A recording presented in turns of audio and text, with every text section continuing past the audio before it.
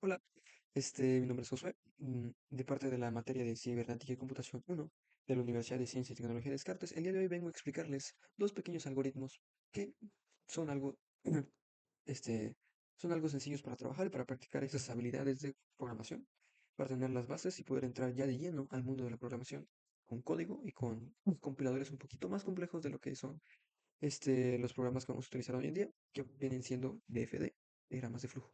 Vamos a representar las soluciones a estos problemas mediante diagramas de flujo. Y de paso, vamos a explicar un poco la lógica de cómo funciona cada paso del algoritmo que vamos a presentar en el día de hoy para los dos problemas. Es decir, vamos a tener dos problemitas para resolver de manera rápida, sencilla, y la verdad espero que se entienda y que al menos mi explicación sea un poco clara. Pero obviamente todo va a quedar bajo su criterio porque dentro del mundo de la informática y de la programación no solo existe una sola manera de pensar. Y no quiere decir que esté mal, sino que es, está bien saber el hecho de que al menos mi solución funcionó, la de otra persona funcionó, la de X persona funcionó. Lo importante aquí es solucionar el problema. Ya después vemos problemas de optimización, de recursos, etcétera. Pero mientras haya funcionado y mientras tu lógica haya sido la idónea para funcionar dentro de este problema, no hay tanto inconveniente. ¿Ok? Y sin tanto preámbulo, vayamos pues con los dos ejercicios que tenemos que resolver el día de hoy. Ok, el primero es realizar un algoritmo y diagrama de flujo que dados los coeficientes de una ecuación cuadrática, vamos a determinar las raíces. Es decir, vamos a determinar las soluciones de estas ecuaciones, ¿no? Aquí tenemos bastantes, las entradas y las salidas, para poder comprobar si este programa realmente funciona. Ok, aquí nos añaden una pequeña nota, de ahí que decía que que los ejercicios nos mencionaban bastantes problemas, digo, condiciones que debemos de tomar en cuenta. Y nos dice, recuerden que no existen raíces negativas, obviamente, dentro de los números reales no existen raíces negativas, y ni la división por cero, tampoco. Esto no siquiera está definido dentro de las matemáticas y no lo va a estar dentro de mucho tiempo. Este, por lo que conviene validar que el coeficiente cuadrático es diferente de cero y que el interior de la raíz, o sea, el discriminante, las condiciones que nos permiten saber cuántas soluciones va a tener una ecuación cuadrática, y en el momento lo buscamos para poder reemplazarlas. Aquí nos dice que sea positivo. ¿Ok? Podemos decir que es positivo, pero en este caso y mi solución lo especifique un poquito más, lo especifique un poquitito más para poder decir cuántas soluciones hay y cuántas soluciones no hay, para que nos dé un poquito más la información, este pequeño diagramita. Aquí podemos buscar discriminante, lo tenía buscado antes porque pues, lo utilicé para poder hacer esto. Vamos a abrir esto en una imagen, en una pestaña nueva. Nos dice que el discriminante debe de ser b cuadrada, el coeficiente b cuadrado menos 4 veces el coeficiente a por c. Y aquí están las pequeñas condiciones. Si el discriminante es mayor a cero, obviamente vamos a tener dos raíces reales, ¿no? Si el discriminante es igual a cero, vamos a tener una sola raíz real. Y si el discriminante, o sea, la raíz es negativa, vamos a tener una raíz negativa dentro de la solución. Y eso ni siquiera está definido dentro del conjunto de los números reales. Y como bien dice acá, tendremos dos raíces complejas. Y DFD no está muy relacionado con números complejos, por lo que habría que ir a otros métodos y a otros compiladores un poquito más versátiles dentro de este tipo de problemitas para poder expresar bien todas las condiciones que tenemos para poder resolver una ecuación cuadrática. En este caso no lo necesitamos, al menos porque la propia solución de este problema es decir que no existen soluciones en el campo de los reales, ¿no? O sea, no es necesario determinar cuáles son las soluciones dentro de los complejos. Y bueno, comencemos un poquito a explicar la lógica de este diagrama. Empezando obviamente por el inicio, aquí pedimos una salida de datos, expresamos un poco la fórmula que nos dice la manera en cómo vamos ingresando los datos, primero el coeficiente A, luego el B, y luego el C.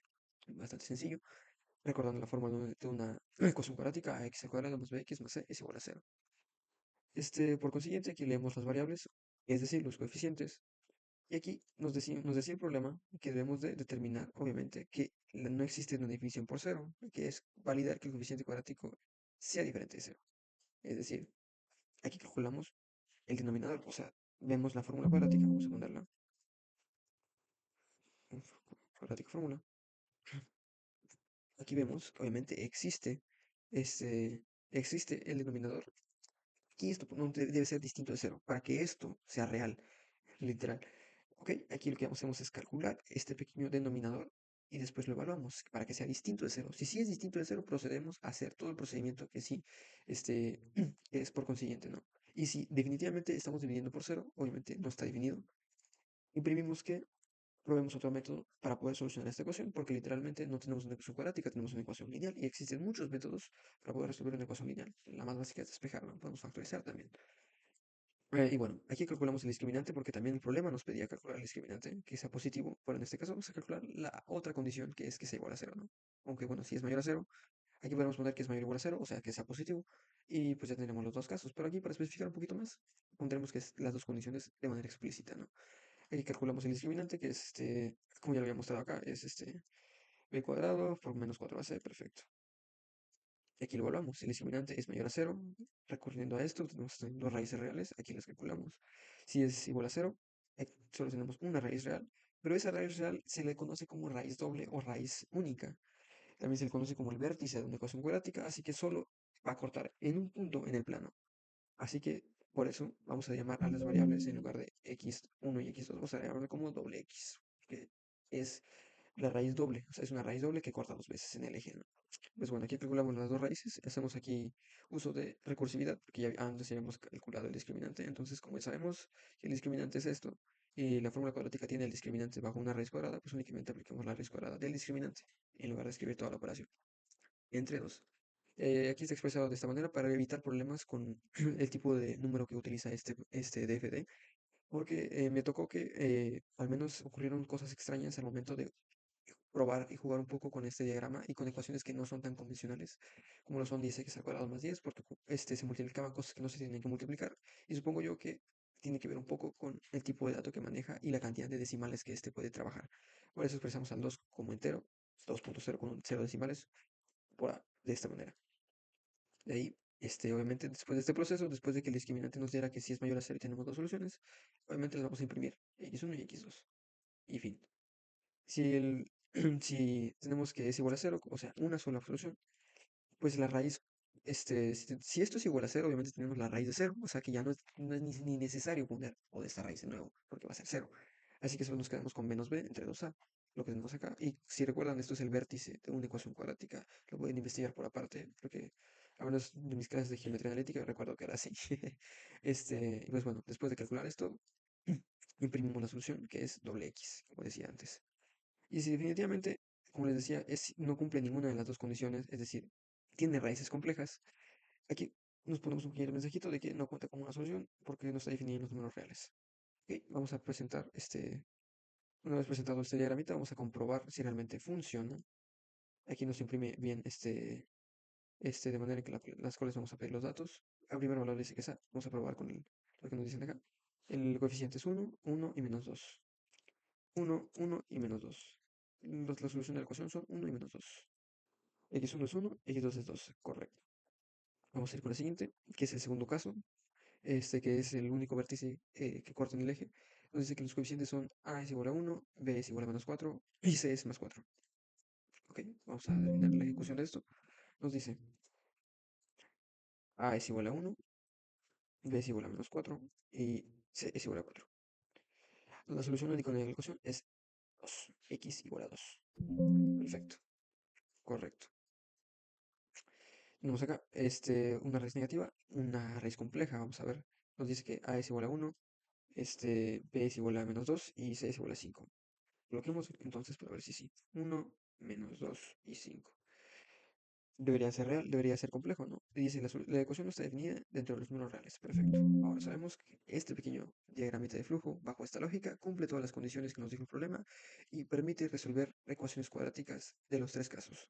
Nos permite conocer la información de una ecuación cuadrática y podemos incluso meter más cosas, ¿no? O sea, no solo esto, podemos meter no sé, números aleatorios, una ecuación cuadrática cualquiera, 90.002x por, no sé, 10x y 777, el número de la buena suerte, y nos va a decir, al menos que en este caso, no está definida en todos los números reales, que en verdad tiene sentido por los números que utilicé. Pues bueno, vamos a continuar. El número 2 nos dice que realicemos, el primer problema 2 nos dice que realicemos un diagrama de flujo para obtener la distancia entre dos puntos. Como sabemos, esto es calcular literalmente la hipotenusa, calcular hipotenusa de un triángulo. Evidentemente, es el despeje de la hipotenusa, es una suma de cuadrados, como pueden ver acá. Déjenme abrir la imagen acá. Es una suma de cuadrados, que es lo que tenemos acá, literal. Y bueno, la hipotenusa es esto. ¿Y por qué sabemos que está a 90 grados? Porque si nos damos cuenta en la escala de un eje, siempre va a haber una recta normal a un punto. Por ende, siempre habrá un punto a 90 grados. Un ángulo a 90 grados siempre va a estar presente. Por ello, podemos calcularlo así mediante el teorema de Pitágoras.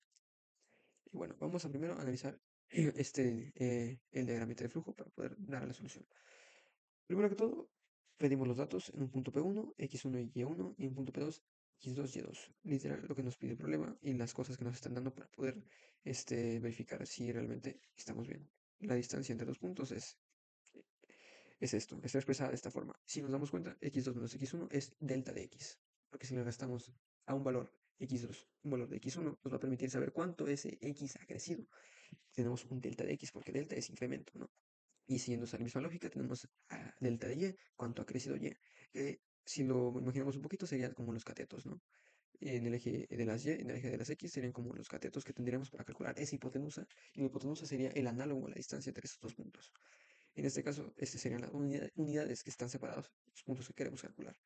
Pues bueno, continuamos con la explicación. Aquí tenemos los puntos de corrido porque considero que es un poquito mejor colocar los puntos tal cual nos presentan, como un punto P1 y P2, y no estar confundiendo las coordenadas después. Aquí hacemos los procesos, como decía, el delta de Y, que sería esto, y delta de X, que sería esta expresión, X2 menos X1. Y bueno, la distancia entre los puntos, que yo la llamé dP, también se puede llamarle D, o distancia entre los puntos, si quieren un nombre más largo, que sería la raíz cuadrada de la suma de estos cuadrados. La raíz cuadrada de la suma de estos cuadrados, o de estos catetos. Y pues bueno, aquí nada más imprimimos el resultado, que sería pues 10 puntos. Sería la distancia entre los puntos que está declarada acá. Y pues en las unidades, pues serían 10 unidades, o como dice el problema, 8, 7, 6, etcétera, X unidades. Y vamos a calcular entonces las entradas que tenemos acá. X1 menos Y.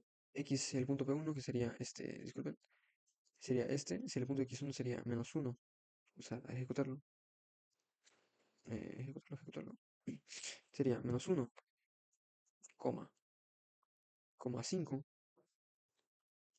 2, menos 4, 2, menos 4. Nos dice que la raíz cuadrada, digo, la distancia entre dos puntos debería ser de estas unidades, 9.468, bla, bla, bla, unidades. Para comprobar, sabemos que aquí es la raíz cuadrada de 90, ¿no? Vamos a calcular la raíz cuadrada de 90 para confirmar que sí estamos bien.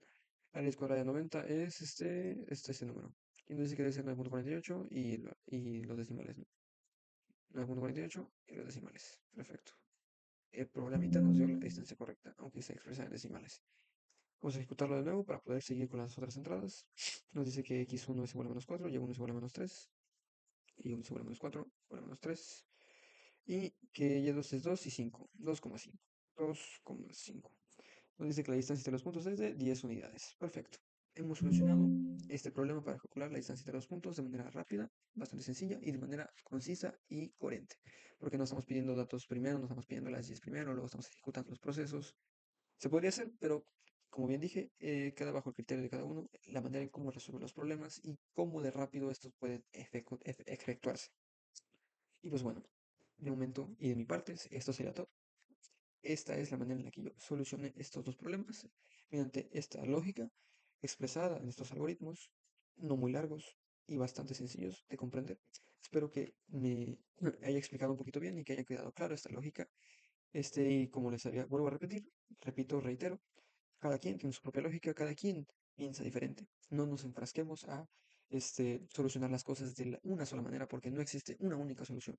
Si nos vamos a entrar dentro del mundo de la programación, es importantísimo saber que, a pesar de que no sea una solución como la de los demás, es una solución y no va a dejar de ser una solución.